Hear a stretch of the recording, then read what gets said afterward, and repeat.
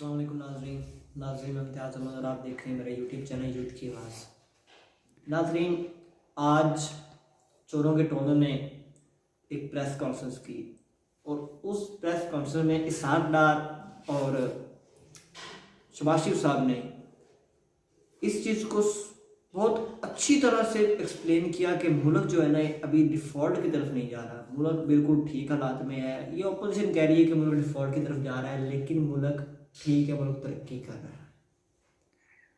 मेरा नाज़रीन सिर्फ इनसे यही एक सवाल है कि ये मुझे ये बता दें कि अगर मुल्क डिफ़ॉल्ट की तरफ नहीं जा रहा, मुल्क तबाही की तरफ नहीं जा रहा, तो इस वक्त जो इकॉनमी का बुरा हाल है और डॉलर बढ़ता से बढ़ता चला जा रहा है, तो ये सब क्यों हो रहा है?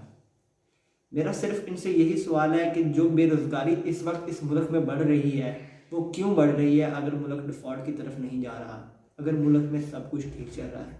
मेरा सिर्फ इनसे यही सवाल है कि इस वक्त जो इकॉनमी के हालात हैं, जो हमारे मुल्क के हालात हैं, जो मुल्क में हर चीज़ महंगी से महंगी होती चली जा रही है, जो इस वक्त आलमी मार्केट में तेल की कीमत कम होने के बावजूद पाकिस्तान की आवाम उसके फ़ायदे नहीं उठा पा रही, तो क्यों, क्या वजह है इसकी?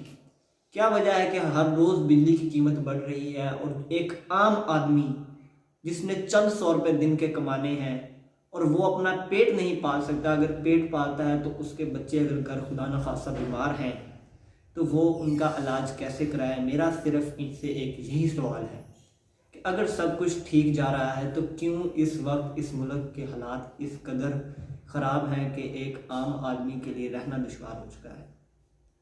नाज़रीन, शबाशिर साहब ने कहा कि डेली मेल के रिपोर्टर पर जी मैंने केस किया। पहले उसने केस को लटकाया कि जी मैं छुट्टियों पर गया हूँ, मैं वापस आ जाऊँ, फिर इस केस की पेशी कराएंगे।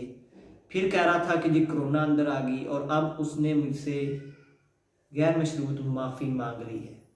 मैं नाज़रीन आपको बताता चलूँ कि डेली मेल के रिपोर्टर ने ये बात क्लेरिफाई कर दी है कि मैंने सिर्फ एक नुक्ते पर शबाशिर साहब से माफ़ी मांगी है और मैं अभी अपनी बात पर कायम हूँ, मेरा केस चल रहा है। तो इन्होंने अभी भी आकर अपनी आवाम से झूठ बोला है।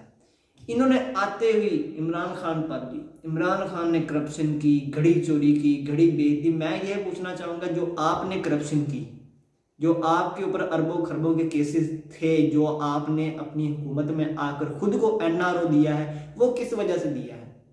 क्यों आपका भाई बाहर छुप कर बैठा हुआ है? क्यों वो पाकिस्तान में आकर जो उसके ऊपर केस चल रहे हैं उसका सामना नहीं कर रहा? अगर आपके ऊपर आप हक और सच पर हैं तो अपने भाई को बुलाएं, वो केसों को सामना करेगा, लग जाएगा सारा पता। जो हक और सच पर है वो इस मुल्क से भागा नहीं, चाहे उसके ऊपर जानलेवा हमले किए गए। तो नाजरीन, अवाम समझती है, अवाम अब इतनी बेवकूफ़ नहीं है। अब नाजरीन, इन्होंने कहा जी इमरान खान साहब ने मुल्क तबाह कर दिया।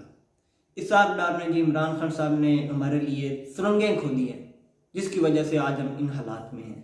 तो मैं सिर्फ आपको यही याद दिलाना चाहूँगा कि जब आपकी हुकूमत बन रही थी तो उस वक्त आप तो कह रहे थे हम जी एक्सपीरियंस में हैं, हमने 3 साल हुकूमत की है, 3 दफ़ा हुकूमत की है, हमें मालूम है क्या करना है, आप हमें लाएं, हम तो सब कुछ ठीक करके रख देंगे। तो आप क्यों रो रहे हैं?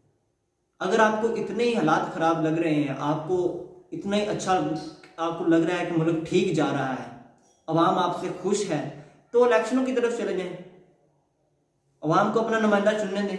आपको पता लग जाएगा कौन हक पे है और कौन सच पे, और किसे अवाम ज़्यादा लाइक करती है और किसे डिसलाइक करती है। क्योंकि अब अवाम सब जानती है, अवाम बेवकूफ़ नहीं है, इनसे एक एक चीज़ का हिसाब होगा और इन्हें देना पड़ेगा। नाज़रीन, शबाशिर साहब के भाई जो हैं मियाँ मोहम्मद नवाज साहब, अब उन्होंने बकौल PMLN के उन्होंने फैसला कर लिया है कि मैं वापस आ रहा हूँ, और बज़ाहिर ऐसा ही लग रहा है। अगर नाज़रीन वो वापस आते हैं तो अब देखा ये जाएगा कि उन्हें गिरफ्तार किया जाता है या नहीं किया जाता, क्योंकि अदालत ने नाकाबिले ज़मानत वारंट गिरफ्तारी जारी किए हुए हैं। तो अब देखना यह है कि क्या नवाज शरीफ साहब जब वापस आते हैं तो उन्हें गिरफ्तार किया जाता है, कितने दिन तक गिरफ्तार किया जाता है, उसके बाद अगर क्या नाज़रीन नवाज शरीफ साहब को बेल मिलती है, उन्हें ज़मानत मिलती है, तो तमाम अवाम, पाकिस्तान की 22 करोड़ अवाम सिर्फ अदालतों से यही सवाल करेंगी कि जो शख्स अपनी बीमारी का बहाना बनाकर 4 हफ्ते के लिए इस मुल्क से बाहर गया था और 3 साल के बाद, अब तो 4 साल होने वाले हैं, 4 साल के बाद वो वापस आ रहा है सिर्फ अपनी पार्टी को इंतखाबात में सपोर्ट करने के लिए, तो आप किस हैसियत से इसको ज़मानत दे रहे हैं? ये सवाल अवाम अदालत से करेगी और ज़रूर करेगी। और अवाम, क्योंकि अवाम अब सब जानती है, अवाम को सब मालूम है कि क्या हो रहा है इस वक्त मुल्क में। नाज़रीन, मुराद से साहब ने सदर पाकिस्तान को एक ख़त लिखा है और उस ख़त में उन्होंने ये कहा कि मुझे धमकियां दी जा रही हैं। उस ख़त में उन्होंने ये भी लिखा कि जिस तरह अरशद शरीफ के ख़त को मजाक समझा गया, उसके ऊपर कोई एक्शन नहीं लिया गया, तो बराए मेहरबानी इसको मजाक मत समझें, मैं संजीदा हूँ, मुझे धमकियाँ दी जा रही हैं और आप मुझे तहफ़्फ़ुज़ फराहम करें। जीना मरना अल्लाह के हाथ में है, लेकिन आप मेरे ख़त को मजाक में ना लें और मेरा और मेरे ख़ानदान वालों की हिफाजत का हुक्म दें। मुझे कहा जा रहा है कि तुम अपने ख़ानदान को कहीं और ले जाओ, भीड़ भाड़ वाली जगह में मत जाओ। कुछ मशकूक अफराद मेरा ताक़ुब कर रहे हैं और बराए मेहरबानी मुझे तहफ़्फ़ुज़ फराहम किया जाए। इसी के साथ नाज़रीन, अपनी वीडियो का इख्तिताम करते हैं इसी दुआ के साथ कि अल्लाह हमारे और हमारे वतन अज़ीज़ की हिफाजत करे और हमें अपने पाकिस्तान को तरक्की की राह पर चलता दिखाए। आमीन।